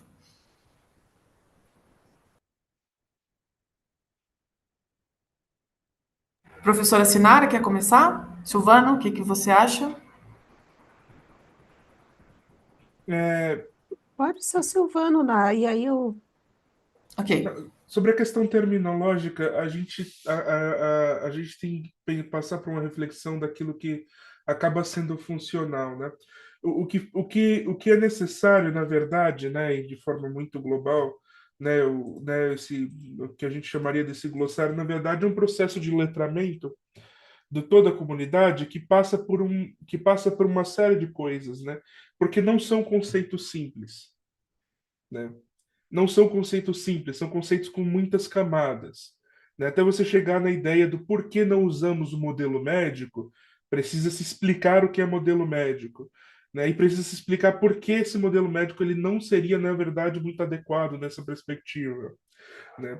Eu creio que seja um salto fácil para fazer, sei lá, para os professores de criminologia, né, que já estudam Lombroso diariamente, né, e que já entendem elementos eugênicos na ciência pregressa como, né, de forma muito mais profunda, mas para o corpo docente como um todo exige um trabalho, né, exige um processo, né, e é um processo de letramento que precisa ser feito. Né, e sobre esse diálogo, não acredito que seja um diálogo fundamental, né? Na verdade, é o desiderato lógico da universidade pública, né? Essa troca de informações é parte do desiderato lógico da universidade pública. Não há universidade pública sem uma troca de informações, né, entre instituições. Né, até a própria natureza, né, de universidade preconiza a existência de uma troca de informação entre campos muito diferentes, né, e a construção coletiva de algo que seja produtivo, né, nas mais diversas formas da polissêmica palavra produtivo. Né? Estou pensando na ideia do produtivismo, do produtivismo industrial, né? Mas produtivo no sentido até humano da questão.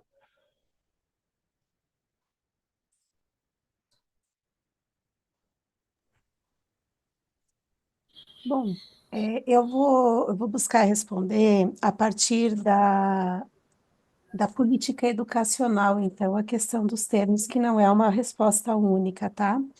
Mas na época de elaboração da Política Nacional de Educação Especial na Perspectiva da Educação Inclusiva, que foi publicada pelo Ministério da Educação em 2008, e que tratava da questão da inclusão na educação básica e na educação superior, assim como apresentava, né, o atendimento educacional especializado de forma complementar ou suplementar à escolarização, utilizava-se transtornos globais do desenvolvimento à época, porque se compreendia naquele momento que contemplava o autismo clássico, síndrome de Asperger, síndrome de Rett, transtorno desintegrativo da infância, condições específicas dentro do transtorno global do desenvolvimento.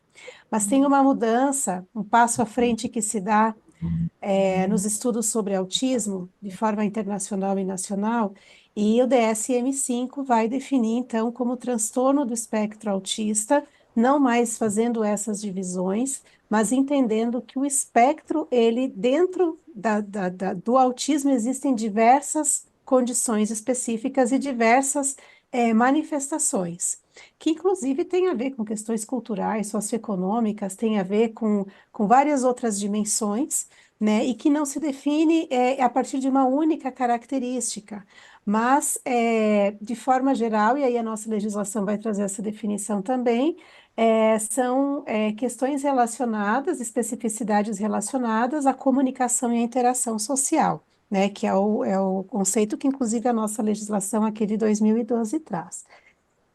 No campo da educação, público da educação especial, ele é focalizado em pessoas com deficiência, contempla todas as deficiências, a questão do autismo, né, e das altas habilidades de superdotação. Não considera como público desta modalidade de ensino estudantes com TDAH, estudantes com dislexia, estudantes com descalculia, com déficit de atenção e hiperatividade, dentre outras questões funcionais de aprendizagem. Então, o termo neurodiversidade, ele vem contemplando todos os estudantes, né? Todas essas especificidades funcionais, vou dizer assim, incluindo as altas habilidades, né? E tantas outras questões. Então, estou elaborando aqui a resposta do ponto de vista educacional. Então, nós temos hoje um desafio nas universidades e na educação básica, que é o seguinte: o público focalizado da educação especial é um, no entanto, as demandas de acessibilidade que nós precisamos atuar enquanto professores é mais amplo do que o público da educação especial. Então, tem um debate na área que não é de fácil solução sobre isso, tá? Que alguns vão defender essa questão de acessibilidade ou de inclusão mais restritiva e outros vão trazer uma perspectiva mais ampliada.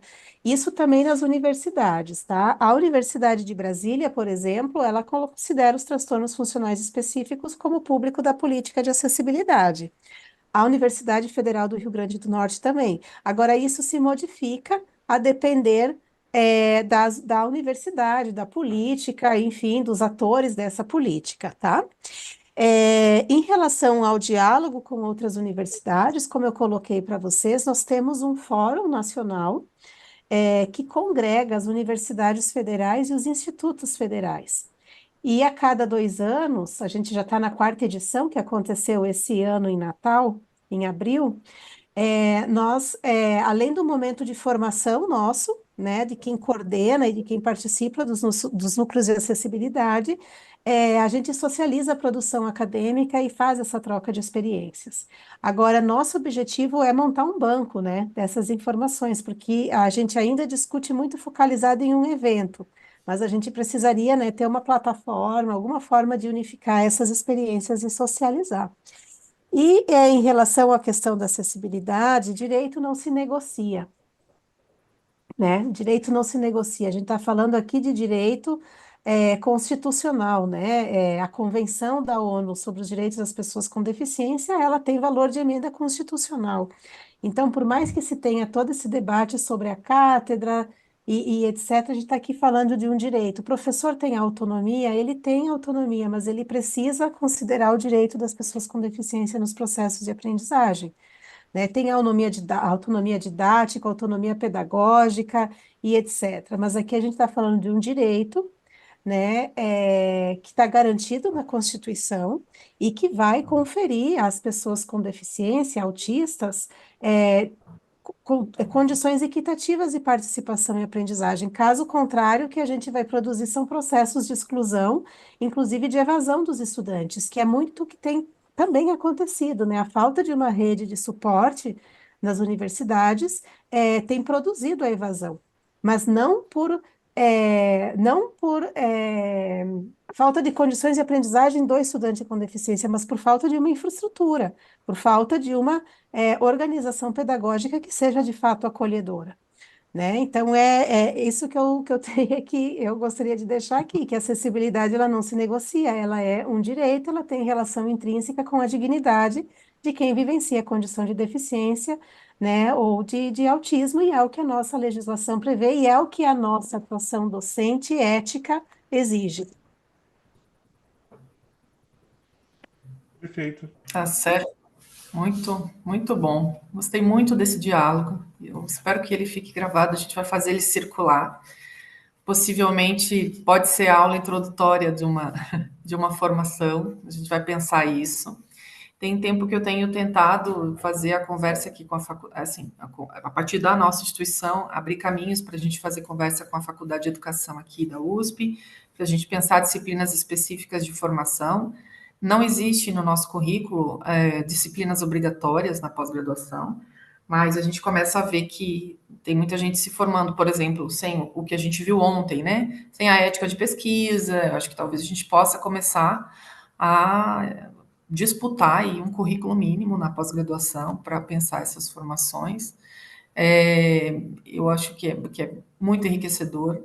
Eu acho que isso vai realmente transformando 200 anos de tradição. Eu acho que é isso, disso que se trata. Apesar de a gente lidar com barreiras muito consistentes, com posturas e atitudes muito consistentes, né? Em sentido contrário, eu me sinto agraciada pelo tempo, por estar podendo viver essa pequena ponto de transformação entender que a única opção é continuar aqui insistindo, né, nesse trabalho, nesse diálogo. Eu quero agradecer imensamente em nome das Jornadas Discentes, da Movimenta, representação discente de pós aqui da Faculdade de Direito, a presença da professora Sinara aqui, toda a sua expertise no assunto, a sua experiência, a sua generosidade em compartilhar conosco tanto do seu saber. Agradeço imensamente ao Silvano Furtado, grande parceiro de caminhada nesses anos aqui, na minha formação. Pode ter certeza que você é um dos impactos mais importantes da minha formação, nesse caminhar aqui. Você e nossos colegas com que a gente dialogou sobre isso. Eu espero que a gente possa continuar essa conversa na próxima edição das Jornadas, quem sabe trazendo outras universidades. Ficou para mim aqui o registro, né, da possibilidade de acompanharmos o Fórum Nacional de Acessibilidade? É um nome grande, extenso. Fórum Nacional de Inclusão e Acessibilidade das Universidades Federais e dos Institutos Federais de Educação Tecnológica. Eu posso passar o nome direitinho para vocês, Sim, tá? muito interessante. Porque, assim, tudo bem, a universidade aqui é estadual, mas a gente, enfim, para se integrar, para aprender, não tem nenhum limite. E acho que fica como dica para nós aqui de possibilidade de inclusão, de ampliação do debate, pegar a experiência dos demais e trazer esse diálogo já dado, né, dentro da Universidade de Brasília, com a Faculdade de Direito. Acho que também pode ser uma proposta que faça avançar o nosso público aqui pela identificação do próprio curso, né, da própria área de ensino. Eu agradeço a todos, agradeço a participação dos ouvintes, ficamos por aqui e um bom dia, uma boa tarde a todos.